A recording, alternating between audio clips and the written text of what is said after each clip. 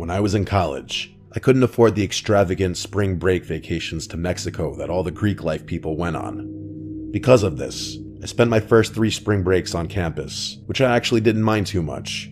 By the time spring break rolled around my senior year, though, I realized that it was basically my last chance to get the spring break experience I'd been missing out on.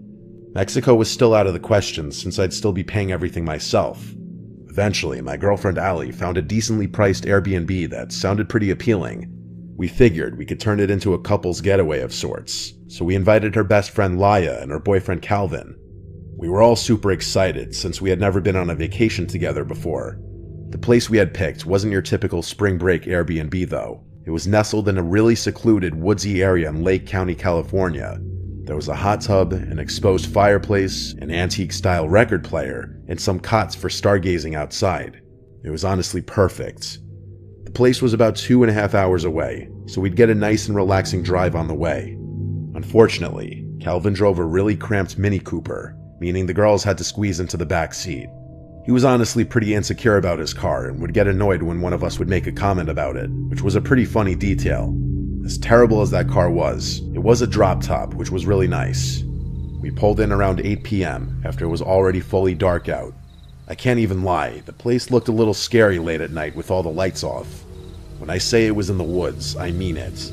The trees blocked the view of all but one of the neighboring houses. The first night was really chill. We hung by the fireplace with a bottle of wine and played some board games. We wanted to go in the hot tub, but Calvin was complaining, so we didn't.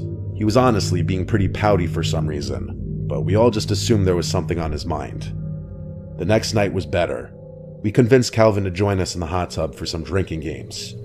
The hot tub was connected to the back of the house, but inside its own little room, the walls of which were just screens. We were playing Never Have I Ever with some music blasting, having a lot of fun. We were all more than a little buzzed at that point. And just then, though, a flash of bright light lit up the spa room. If it had been raining, we would have assumed it was lightning. That's how bright it was. I quickly turned the music off, and the 4 of us stared at each other, nervous to say anything. I quietly got out of the hot tub and made my way from the spa room to the back deck.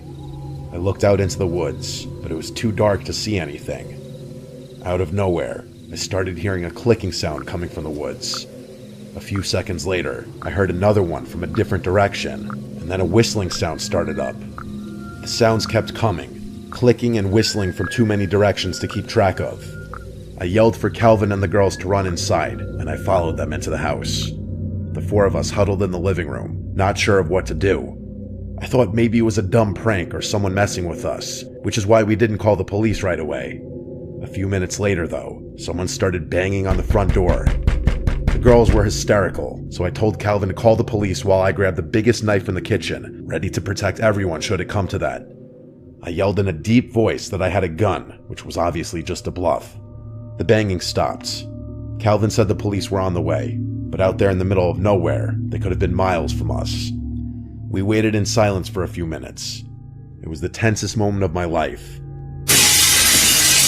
Just when we thought the nightmare was over, one of the living room windows shattered.